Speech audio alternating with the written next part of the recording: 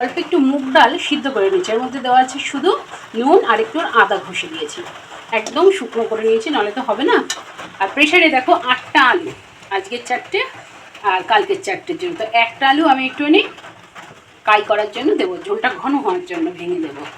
আর এখানে আছে প্রায় 750 দুধ, আমি পাউডার দিয়ে ছানা কেটে নিয়েছি। আর এর মধ্যে দেবো একটু যে তরকারিটা করব সেই কারিটার মধ্যে দেবো একটা টমেটো আর একটু আদা আর হিং রয়েছে, হিং তো আমার ডলা হিং, জলে ভিজিয়ে রাখবো। আর যেমন জিরে আদা ময়ে আর একটু এলাচ টেলাচ দিয়ে একদম মাখো মাখো করে নামাবো।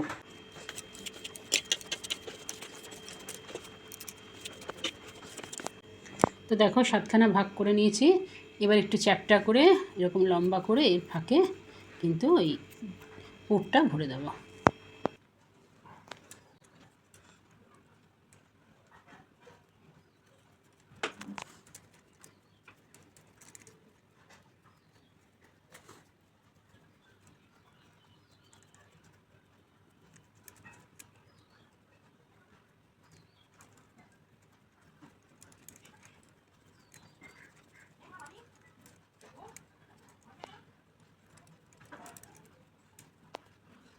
দেখো কড়াইয়ে তেল দিয়ে দিয়েছি, আর এই ডিমটা রান্না করার জন্য যা যা নেব সেটা আমি গুছিয়ে নিয়েছি।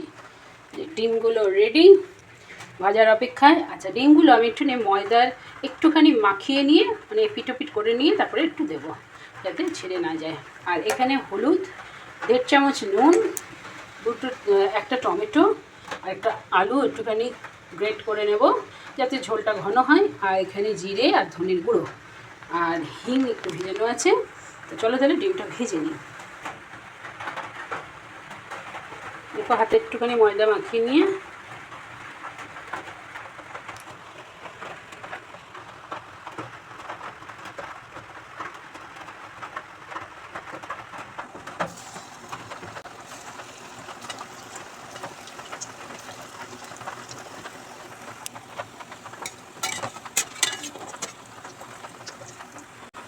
দেখো কি সুন্দর ব্রাউন হয়ে গেছে, মনে হচ্ছে যেন দূর থেকে সত্যিকারের ডিম না, হ্যাঁ ডিম কিন্তু ছানার ডিম। তো চলো এবার ভাজা হয়ে গেছে, এবার আস্তে আস্তে তুলে নেব। এদিকে জিরে ফোড়ন দিয়ে দেখো আলুটা দিয়ে দিয়েছি, একটু ভেজে তুলবো লাল করে। তারপরে মশলাটা কষিয়ে নিয়ে ওর দিকে একসঙ্গে দিয়ে দেবো। নামানোর সময় একটু ঘি দেবো আর গরম মশলা দেবো, খাওয়াটা আজকে জমে যাবে। তোমরাও বানিয়ে কিন্তু খেয়ে দেখবে, আর খেয়ে দেখে অবশ্যই বলবে কারা কারা এরকম নিরামিষ বানিয়ে খাও। আমি কিন্তু খাই, যেহেতু মাছ মাংস ছেড়ে দিয়েছি তাই এইভাবে খাই। দেখো এই যে এবার মশলাটা সব দিয়ে দেবো।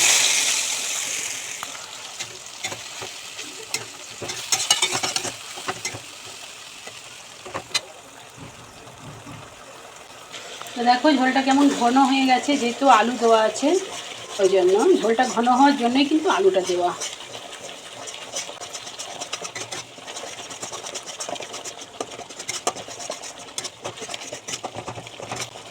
এবার কিন্তু আলুটা দিয়ে দেবো, ডিমটা একটু ফুটে উঠলে দেবো।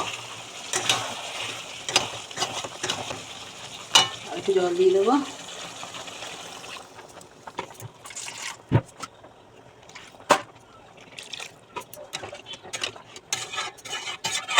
বাবাকে একটু দই দিয়ে দিলে কিন্তু ওর বাবা মানে অর্ধেক ভাত দই দিয়ে খেয়ে নেয়। এই তরকারির নাম মাত্র, শাক কথা শাকগুলো মানেও শাক হলো আমার জন্য। তো দেখো কি সুন্দর জল দিয়ে দিয়েছি, এবার এটা ফুটলে একটু এলাচ দিয়ে দেবো আর এই ছানার ডিমগুলো দিয়ে দেবো।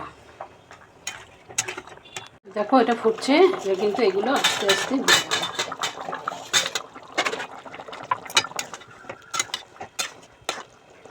দেবো। আর দিয়ে দেবো এই যে এলাচ।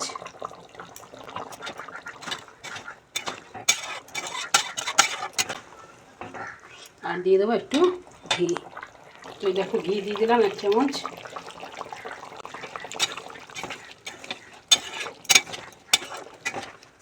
কেমন হয়েছে দেখতে বন্ধুরা?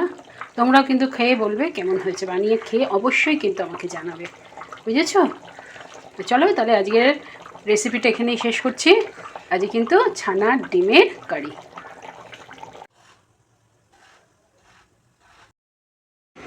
ডিমটা খেয়ে বলবে কেমন হয়েছে।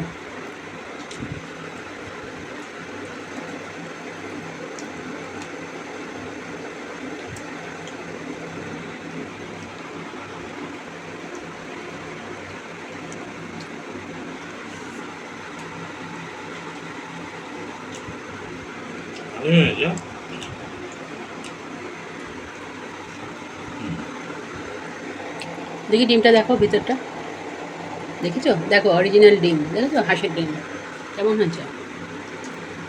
নিরামিষ হাঁসের ডিম। নিরামিষ, আমাদের হাঁসটা নিরামিষই ডিম পারে। তো বন্ধুরা দেখেছো, রিভিউ দিলে ভালো হচ্ছে, তোমরা বানিয়ে খাবে।